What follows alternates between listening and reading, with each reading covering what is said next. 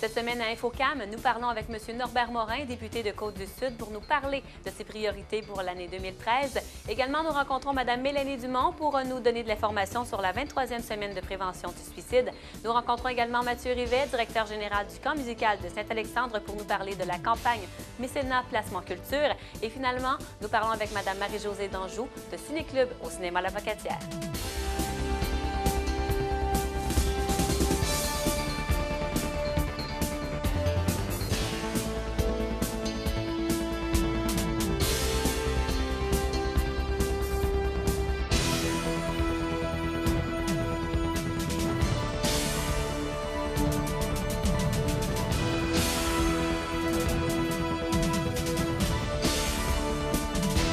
Bonjour tout le monde et bienvenue à votre bulletin d'information locale et régionale InfoCam. Cette semaine, M. Norbert Morin dressait ses priorités pour l'année 2013. Il en a dit davantage à notre journaliste Marie-André Dupéré. Quelles sont vos priorités pour l'année 2013, pour ce début d'année? Bon, si on parle régionalement, ça sera le siège social de la MRC que je répète et je répète, mais c'est un dossier qui va bien. J'ai rencontré justement le ministre responsable, M. Pascal Bérubé. Il est très à l'écoute de ce dossier-là et je crois qu'avec le préfet, Yvon Soucy, on va y arriver. Et c'est un dossier qu'on devrait régler, j'espère, d'ici quelques mois, même d'ici quelques semaines. Quels autres dossiers, grands dossiers dans Kamouraska ou même dans Côte-du-Sud qui attirent votre attention et qui demandent du travail? On va parler surtout de l'Est de Côte-du-Sud. Dossier Kamouraska, qui est un dossier économique, c'est au niveau de l'eau potable à Saint-Alexandre. Ça, c'est un dossier au niveau économique.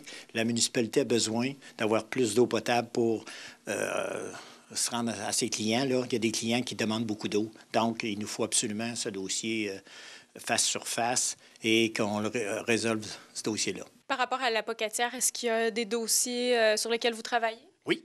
Il y a un nouveau dossier que j'avais été sensibilisé par le maire Hudon durant la campagne électorale, puis un peu. C'est la route 230. C'est un projet qui date des années 2009-2010 et qui a des enjeux, des gros enjeux. Il faut absolument qu'on fasse ça cette année en 2013. Par rapport aux municipalités maintenant, quels sont les dossiers sur lesquels vous avez à travailler présentement et dans les prochains mois? Il y a différentes municipalités. Pour revenir tout à l'heure, je cherchais, c'est les aliments Asta à Saint-Alexandre qui ont besoin d'une réserve d'eau assez grande pour faire des rénovations et agrandissements. Donc, c'est un dossier très important. Aussi, on a les municipalités de la Pocatière, je t'en ai parlé pour la 230, la Sainte-Anne de la Pocatière, qui a un projet d'eau usée. Ça aussi, c'est important au niveau économiquement parce qu'ils ont un projet de résidence, un projet de développement de terrain résidentiel. Donc, il faudra travailler assez fort là-dessus pour en arriver à une solution partagée. On a aussi Saint-Germain, j'ai rencontré le maire. C'est un dossier aussi un petit dossier, mais très important pour la municipalité de Saint-Germain. On a Saint-Denis de la Bouteillerie, il ne faut pas que je me trompe. Aussi, ça, c'est un dossier d'eau potable et d'eau usée en même temps. Ça aussi, Saint-Denis n'a pas d'eau potable. Donc, c'est un dossier que le maire travaille depuis quelques années. Et c'est un gros dossier. Et par rapport à vos sessions parlementaires, comment ça se déroule de ce côté-là jusqu'à maintenant? Bien là, on a quelques commissions parlementaires. On a rencontré hier, puis avant-hier, les agences, l'agence du Bas-Saint-Laurent de santé et l'agence du côté de Chaudière-Appalaches. Ça a bien été. Mme Malo a donné des bonnes explications au niveau du dossier Thérèse Martin. Et du côté de Chaudière-Appalaches, mais c'est le dossier des ambulances puis résonance magnétique. Qu'est-ce que vous pouvez rapporter comme fait par rapport à Thérèse Martin? Comment ça s'est déroulé, les discussions? Thérèse Martin, on est en lien direct avec le C3S et ça fait 3 rencontres qu'on a avec Mme la mairesse, Mme Hudon et les conseillers. Et là, j'en suis rendu à vous dire que Thérèse Martin, oui, mais maintenant, ce qu'il faut regarder, c'est que l'objectif du dossier Thérèse Martin, c'est au niveau des qualités de vie, les soins à domicile, et on en est là. Maintenant, je demande au C3S de Kamouraska de répondre aux questions de la mairesse et des conseillers pour qu'enfin, ils comprennent et qu'il y ait des vraies réponses à leurs questions. Premièrement. Deuxièmement, maintenant, moi, je suis rendu un petit peu plus loin. Il va falloir que le C3S nous dise qu'est-ce qu'ils vont faire avec les sous venant de la fermeture de Thérèse Martin au niveau du plan régional de Kamouraska. Du 3 au 9 février prochain aura lieu la 23e semaine de prévention du suicide. Nous avons rencontré Mme Mélanie Dumont, coordonnatrice au service communautaire au CPS du KRTB, pour nous en dire davantage. Parlez-nous maintenant de l'importance de sensibiliser la population à la prévention du suicide. Oui, c'est important. Le slogan cette année, c'était important pour nous, le suicide n'est pas une option. On a mis un côté, puis quand je dis on, c'est au national, hein, ça part de l'Association québécoise de prévention du suicide. Le suicide n'est pas une option, ça fait plusieurs années qu'on l'utilise. Puis c'est encore vrai, il y en a bien d'autres solutions, mais quand tu arrives dans les difficultés, ça se peut pour que toi, ça soit la seule. Donc, on a mis un côté plus humain en disant, bien, chacun de nous, on est important pour quelqu'un. Des fois, on ne s'en rend pas toujours compte. Des fois, on pense qu'on est tout seul parce que les difficultés nous embarquent par-dessus les épaules. Et donc, on prend le temps à l'année, mais particulièrement cette semaine-là, de dire, t'es important pour moi parce que telle raison, parce que tu me fais rire, parce que tu m'aides quand j'ai des difficultés. Mais de prendre un temps d'arrêt, de dire, là, c'est là, je le dis. Tu auras le reste de l'année pour le dire, mais particulièrement là, dans cette semaine. Mais bon. Puis c'est important, tout le monde, on est susceptible d'être touché. On peut avoir nous-mêmes des idées suicidaires, mais on peut avoir un ami qui l'a, quelqu'un dans notre famille qui a des idées suicidaires. Personne n'est vraiment à l'abri de. Et plus on est à prévenir, plus on prend le temps de consolider la chaîne humaine, le filet humain autour de nous, bien plus qu'il est serré, bien plus quand il arrive des difficultés, on a quelqu'un vers qui se tourner. Vous avez des partenaires qui se joignent à vous. Parlez-nous de ces partenaires. Bien, on a plein de partenaires, mais particulièrement pour l'activité à la Pocatière, on s'est regroupés, on a dit qu'est-ce qu'on peut faire. Donc, on a le centre de santé qui est avec nous, l'ITA, le Cégep, les Gaulois aussi, la Traversée, Cosmos Kamouraska, évidemment le centre de prévention, et l'UPA de la Côte-du-Sud, qu'on s'est joints, on s'est dit, bon, on sait qu'il y a une problématique dans le milieu agricole, ils font partie de notre population générale, comment on fait pour aller les chercher? Donc, c'est la deuxième année qu'on se regroupe tous ensemble pour pouvoir faire une activité pour aller chercher les gens. Justement, on n'en est pas à la première année du côté du Centre de prévention suicide. Évidemment, c'est la 23e semaine. Parlez-nous un peu, est-ce que beaucoup de gens qui se réunissent pour ces semaines-là, ces activités-là?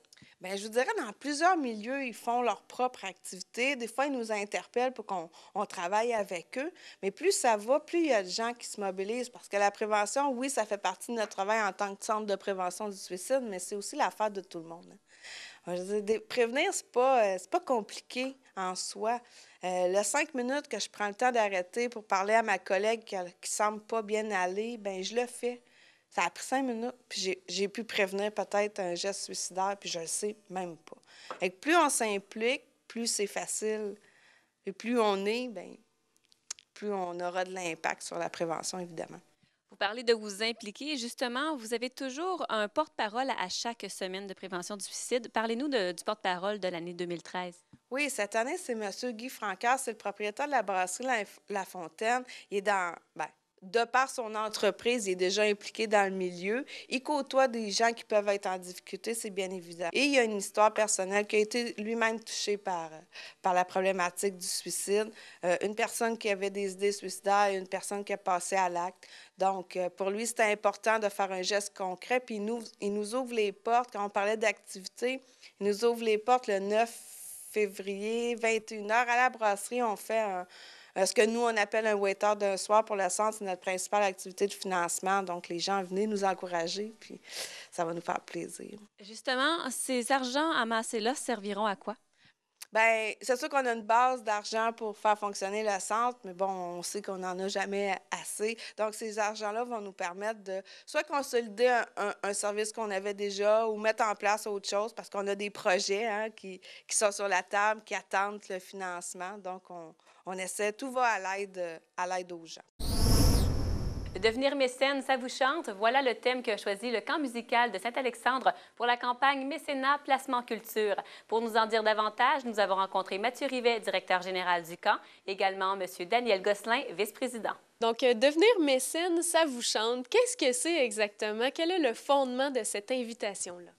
Bien, au fait, le camp musical, depuis quelques années, a démarré une fondation qui est propre aux activités du camp, tant pour redonner à des jeunes qui peuvent avoir une problématique financière, des familles pour participer aux activités du camp, mais aussi pour aider le camp musical. Puis devenir mécène, des fois, c'est pas tous les gens là, que le mot mécène veut dire quelque chose, mais au fait, c'est un programme du gouvernement qui s'appelle Mécénat Placement Culture, qui a comme objectif de développer le mécénat culturel au Québec. Donc, le fait de devenir un donateur, quelqu'un qui offre un montant d'argent pour un organisme de charité tel que le camp musical est depuis le tout début, au fait. Donc, les gens donnent un montant d'argent. Exemple, si quelqu'un donne 100 pour le camp musical, le gouvernement et ce programme-là double le montant qu'on est allé chercher. Donc, c'est fait pour stimuler le mécénat culturel au Québec et le fait de développer des donateurs qui donnent à des organismes culturels. Donc, notre objectif est de 50 000 On a jusqu'à la fin février pour y arriver, début mars. Donc, on est vraiment comme dans la dernière partie de notre levée de fonds. On en est pratiquement là, à la moitié de notre objectif. Et de quelle façon procédez-vous pour aller chercher cet argent-là? Parce que c'est quand même un montant important à aller chercher dans la communauté. De quelle façon vous y arrivez?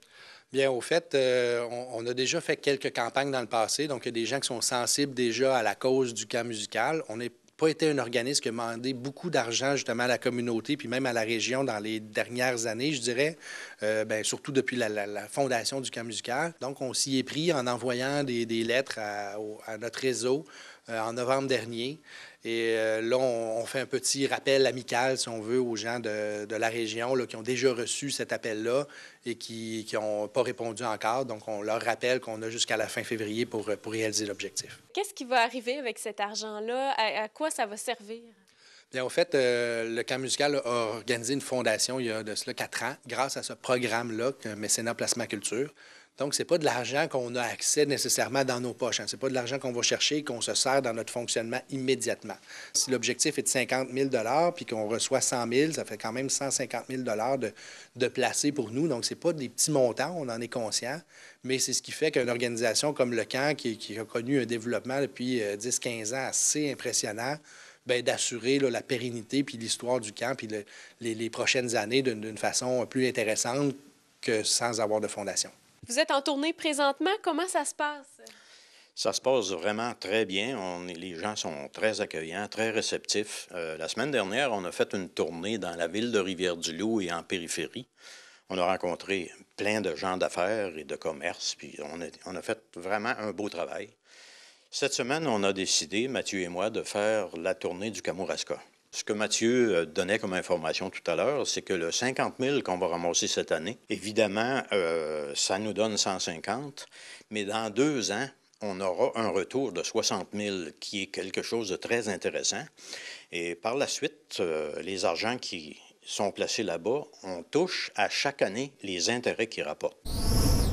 Comme prévu, cette semaine, nous vous présentons la deuxième partie de l'entrevue réalisée avec le préfet de la MRC de Kamouraska, M. Yvon Soucy, qui nous en dit davantage sur les projets de la MRC en 2013. Vous le savez, avec la disparition du comté de Kamouraska-Témiscouata, qui a été remplacé par la Côte-du-Sud, je pense que c'est quand même important d'affirmer l'importance du nom Kamouraska. Puis notre commission touristique mixte, qui est une commission composée d'élus et d'intervenants du milieu touristique, a un projet de panneaux d'affichage aux principales portes d'entrée du Kamouraska. Puisqu'on vise probablement en 2014, ce serait sur les portes d'entrée de l'autoroute 20, à l'ouest et à l'est, d'installer 2 autres panneaux également. La commission touristique a également comme mandat de regarder la question de la maison régionale qui est située à la Pocatière, la maison, le kiosque d'accueil touristique. On sait que cette maison-là date de plusieurs années, près de 25 ans, je pense. Et là, elle est pratiquement rendue, en fait, au bout de sa durée de vie utile. Donc, on aimerait peut-être que la future maison régionale, qu'on aimerait peut-être appeler Maison du Kamouraska, soit une véritable vitrine sur l'ensemble du savoir-faire kamouraskois. Et cette année en est une électorale? Oui, une année électorale. Puis, je pense qu'on en a parlé aux dernières élections. On va en parler encore. Ce qu'on souhaite, c'est susciter la relève municipale. On le sait qu'aux dernières élections, il y a des conseils municipaux qui ont eu de la difficulté à être complets après la période électorale. Donc, ce qu'on souhaite, c'est que les jeunes, que les femmes particulièrement s'intéressent à la politique municipale, s'en intéressent au point de s'impliquer également, puis de poser leur candidature aux prochaines élections. C'est certain qu'au courant de l'année 2013, on va tenir des activités là, de sensibilisation pour s'assurer d'avoir une relève adéquate là, pour la prochaine élection. La municipalité de Saint-André-de-Kamouraska recevra bientôt un montant important du gouvernement pour l'installation de son système de traitement d'eau potable. Le maire, M. Gervais Daris, nous en parle. C'est un projet qui vise à mettre à niveau notre usine de traitement. Actuellement, on a une usine très, très sommaire qui ne fait que rajouter ou doser du chlore. Et puis, on s'est aperçu que par certaines périodes, il pouvait y rester des résidus de chlore dans l'eau. Il y en avait, en tout cas, notre machine n'était pas tellement précise. Et le ministère de l'Environnement souhaite qu'on investisse de façon massive. Le projet qu'on a préparé, il vise à mettre en place une usine assez moderne qui va traiter l'eau par chloramination. C'est un projet de 730 000 $. Le financement, 420 000 environ, va venir du programme Taxe d'essence Contribution Québec. Le programme d'immobilisation Québec Municipalité, alors, c'est 310 000 $ pour couvrir la différence. Sur le 310 000, il va y en avoir la moitié qui va être une subvention, l'autre moitié va être en prêt. Alors, notre réseau n'est pas tellement vieux ici. Le réseau de distribution a été fait il y a 20 ans. Le réseau de traitement des eaux usées, des égouts, date de 5 ans. Alors, c'est la dernière étape pour être complètement aux normes et ce projet-là va se réaliser en 2013. On parle également des aboiteaux. Il y a d'importants travaux qui ont été réalisés dernièrement et qui se poursuivent. Oui, bien, au cours de l'été 2012, on a travaillé notre réseau de protection du village. Ce réseau de protection-là, c'est constitué d'une digue et d'un canal intérieur qu'on appelle aboiteau. Alors, ce qu'on a fait, c'est qu'on s'est assuré que la digue était à niveau partout et qu'il n'y avait pas de prise pour l'eau pour submerger le village. La dernière étape, l'été passé, on a charrié de la terre, on a façonné la digue, on a creusé le canal intérieur, on a retravaillé les émissaires. La dernière étape, le printemps prochain, c'est la plantation. C'est un chantier pour la plantation d'environ 4000 rosiers. Les rosiers, ça offre une bonne protection à la digue et sur 2,7 km, on va avoir des rosiers qui vont embaumer l'air quand ça va être rendu en croissance ou à maturité. Alors, j'ai vraiment hâte, puis la population nous supporte sur ce projet-là. Est-ce qu'il y a d'autres sujets notables par rapport à la municipalité de Saint-André dont on pourrait parler? Bien, actuellement, en cours, on a un projet de bibliothèque qui est demandé au ministère de la Culture. C'est un dossier qui est ouvert depuis 5 ou 6 ans. Alors, il était ouvert avant que je sois élu maire. Nous, on s'est attelé à la tâche en 2009 et puis on souhaite que ce dossier-là se réalise en 2013-2014. Le Cégep La Pocatière ainsi que le cinéma Le Scénario de La Pocatière vous invitent aux représentations qui auront lieu cet hiver pour le Ciné-Club au cinéma Le Scénario de La Pocatière. Madame Marie-Josée Danjou nous en dit davantage sur le sujet. Dites-nous, quel genre de films vont être présentés cet hiver? Alors, je te dirais que c'est des films d'amour, mais qui parlent de différents amours et de différentes relations, de décisions qu'on a à prendre dans notre vie aussi, personnellement et par rapport à d'autres personnes. La semaine prochaine, le 10 février, on a Anna Karénine qui commence et c'est l'œuvre de Toy Story qui est portée à l'écran, mais de façon différente et de manière un peu théâtrale, donc c'est très somptueux. Donc, avoir absolument 4 nominations aux Oscars, donc à suivre en février. Ensuite, on va enchaîner avec Thérèse Desqueyroux, qui est un drame de Claude Miller avec Audrey Tautou. Alors, on se retrouve dans les années 20 et c'est une femme bourgeoise qui vit en campagne. Et puis, elle est malheureuse, puis elle essaie d'empoisonner son mari à l'arsenic. C'est d'une beauté, mais grave un peu, mais un film touchant. Également, Amour. Alors ça, c'est mon film coup de cœur. C'est le dernier de Michael Haneke. Avec Jean-Louis Trintignant, ça fait très longtemps qu'il n'a pas fait de film, et Emmanuel Riva. Et c'est l'histoire d'un couple de musiciens octogénaires et la dame tombe gravement malade. Et là, leur amour va être mis à rude épreuve. Donc, un film qui a gagné la Palme d'Or à Cannes en 2012. Également 5 nominations aux Oscars. Également De rouille et d'os, qui est un film, c'est une dresseuse d'orques de Maryland. Elle a un accident, elle perd les 2 jambes. Et puis, elle va se lier d'amitié avec Ali, qui est un boxeur, qui, lui, est blessé, mais plus intérieurement. Alors, les deux vont s'aider. C'est un film également qui a des nominations aux Oscars, qui a gagné plusieurs prix dans les festivals. Donc, c'est les 4 films qu'on a pour l'hiver. C'est sûr que j'en rajoute d'autres qui vont être gagnants aux Oscars aussi au travers de cette programmation-là, mais la programmation de base Ciné-Club, c'est les 4 films à venir. Quels sont les autres films que vous rajoutez, justement? Ah, ben on verra. Il y a Le Maître qui est en nomination aux Oscars, Le Bon côté des choses. Il y en a plein d'autres aussi qui vont sortir dans le courant de l'hiver. Donc, ça, c'est à surveiller. Les gens peuvent se procurer une carte qui leur procure un certain rabais, donc en vente au cinéma ici et au Cégep La Pocatière. Parce que le Ciné-Club est une collaboration du Cégep La Pocatière. Il y a également des films en version originale qui vont être présentés prochainement. Une nouveauté au cinéma de La Pocatière? Oui, en fait, vous avez la primaire aujourd'hui. C'est oui, tous les jeudis, on va présenter un film de notre programmation en version originale anglaise. Il y a une demande, il y a plusieurs cinémas en région qui ont essayé le concept, puis ça fonctionne. Il y a également Les Aventuriers Voyageurs. Oui, alors on a commencé à l'automne, on continue. Il y a 4 films qui seront présentés cet hiver. C'est des films de voyage d'une très grande qualité. C'est très bien. Il n'y a pas de conférencier à l'avant, là, c'est seulement le film. Alors, on va avoir Bali, Indonésie, 10 pays, 300 jours et la Turquie. Les Aventuriers, c'est quelque chose de spécial. C'est comme pas un film régulier. Donc, on vous reçoit dans le pays qu'on présente. Il y a les gens de Voyage La Pocatière qui sont ici aussi pour présenter le film et répondre à vos questions pour ceux qui seraient intéressés à aller à la destination. Puis on invite aussi les gens qui sont déjà allés dans ces destinations-là à revoir les coins qu'ils ont visités ou ceux qu'ils n'ont pas vus encore. Mais c'est de très belles images en HD. Dans le prochain reportage, vous en saurez davantage sur la conférence qui sera donnée par M. François Charon le 20 février prochain sous le thème « Branchons les PME » organisé par la SADC du Kamouraska. La SADC s'est donné comme axe de développement prioritaire l'accès aux technologies de l'information pour sa population et pour les entreprises du Kamouraska.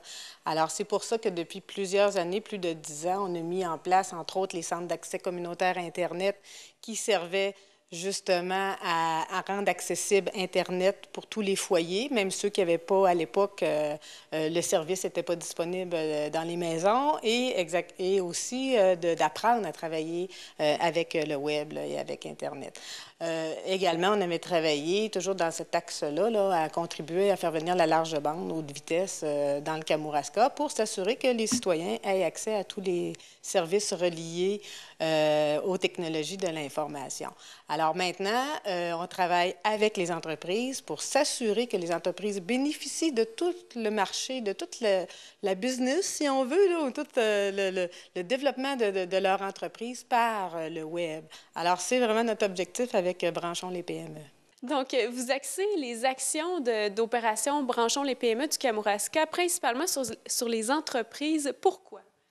Vous savez qu'en 2012, les Québécois ont dépensé 10 milliards de dollars en ligne. Internet, aujourd'hui, c'est le plus grand centre d'achat du monde. C'est pas compliqué, hein? On magasine tous sur Internet, on fait toutes nos recherches de services sur Internet, qu'on cherche un plombier, un garagiste, une salle de spectacle, qu'on ait besoin de magasiner un fauteuil, n'importe quoi. C'est sur Internet que ça se passe aujourd'hui. Alors nous, on pense que nos entreprises, elles ne peuvent pas se permettre en 2013 de plus être sur Internet, de ne pas être sur Internet, parce qu'en plus, ça a beaucoup évolué, c'est plus si compliqué, c'est plus si cher. Donc c'est accessible, puis c'est simple, il y a beaucoup de solutions pour leur faciliter, puis on a aussi beaucoup d'experts locaux qui peuvent les aider. Quelles actions concrètes vous comptez faire pour y arriver? Bien, en fait, c'est ça, on a comme 3 actions concrètes. Tout d'abord, on veut remettre un bottin de ressources professionnelles du web de la région pour ceux qu'on va sentir qui ont un besoin là, de développer un site Internet là, plus avec des experts. Il y a ceux qui vont désirer être plus autonomes dans leur projet. Puis moi, je vais les chapeauter par une formation. Je vais les encadrer là, dans leur lancement de projet web, qui peut être un site Internet ou une boutique affiliée à un site Internet qu'ils ont déjà, ou les deux. Ils vont pouvoir créer leur boutique puis en même temps leur site Internet. Puis là-dedans aussi, on veut leur offrir une foule d'outils là, pour la réalisation de leur site ou de leur boutique, avec des trucs aussi pour un meilleur référencement pour bien ressortir sur le web. Un gros événement aussi qui s'en vient, c'est le 20 février. On va lancer l'opération officiellement avec la conférence de François Charon qui va venir expliquer aux PME que c'est facile d'être sur Internet, puis que c'est abordable, puis que leur présence est vraiment est essentielle pour la viabilité de leur entreprise en 2013. Il y a quelques semaines, nous vous parlions d'une importante collecte de bouteilles et de canettes effectuée par les élèves de la classe ressources de Mme Marielle Saint-Pierre de l'école Monseigneur Boucher. Eh bien maintenant, c'est mission accomplie. Les élèves de la classe ressources ont amassé 1 400 $ et ce qui inclut des dons en argent pour leur projet de parc-école. Dans la Ligue de hockey senior Côte-Sud, le Placoteux, 3 matchs avaient lieu en fin de semaine dernière. Tout d'abord, Saint-Damien se rendait à Saint-Jean-Port-Joli vendredi dernier et c'est Saint-Jean-Port-Joli qui a remporté la partie au compte de 6-2. Maintenant, samedi dernier, le 2 février, avait lieu à Saint-Pamphile un match très important, notamment pour les deux équipes, pour s'assurer du 3e rang. Eh bien, c'est les Seigneurs de la Pocatière qui ont remporté la partie au compte de 5-4. Il y a fallu aller en fusillade pour trouver un gagnant en cette partie, ce qui vient donc assurer le 3e rang aux Seigneurs de la Pocatière. Et finalement, dimanche, c'était au tour du 95 de Saint-Jean-Port-Joli de se rendre du côté de Saint-Pascal. Et finalement, c'est l'Impérial qui a remporté la partie au compte de 6-3. Le prochain match viendra clore le calendrier de la saison régulière dans la Ligue de hockey Côte-Sud Le Placoteux et il aura lieu à la Pocatière vendredi prochain à 21h, alors que les Seigneurs accueilleront les Forestiers de Saint-Pamphile. Du côté du classement maintenant de la Ligue de hockey Côte-Sud, le Placoteux, le 95 est toujours en tête, suivi de Saint-Damien, ensuite la Pocatière, Saint-Pamphile et Saint-Pascal. Pour ce qui est maintenant des joueurs du mois, côté offensif, il s'agit de Lucas Caron-Saint-Pierre du 95 de Saint-Jean-Port-Joli et pour le joueur défensif, il s'agit de Frédéric Couture des Forestiers de Saint-Pamphile. Du côté de la Ligue de hockey junior 2A du Bas-Saint-Laurent, les bombardiers du Kamouraska visitaient les Draveurs de la Vallée à Sébec en fin de semaine et ils ont quand même subi une bonne dégelée du côté des bombardiers puisqu'ils ont perdu le match au compte de 7-1. On sait maintenant que le Triangle de Rivière-du-Loup a terminé sa saison et a donc remis 2 matchs par forfait pour terminer la saison. Et il reste donc 3 équipes au classement. Les bombardiers sont toujours en tête du classement de la Ligue de hockey junior 2A et ce sera en fin de semaine prochaine que nous saurons si ce sera Rimouski ou la Vallée qui auront le 2e rang. Voilà qui termine votre bulletin d'information locale et régionale InfoCam. Pour plus d'informations, des suggestions et des commentaires, je vous invite à aller visiter notre site web au www.tvck.org.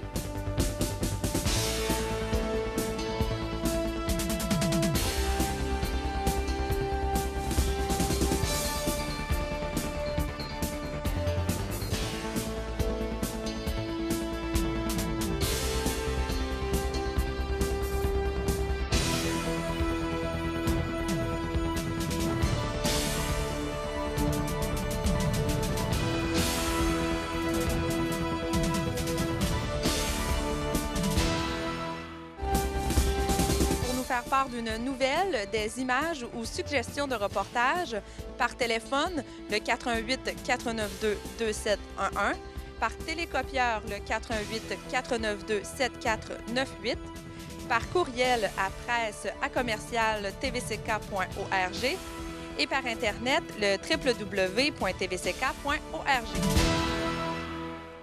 Mallette de Saint-Pascal est fière d'être associée à cette émission. Mallette, 470 Avenue Chapelot à Saint-Pascal, 418 492 3515.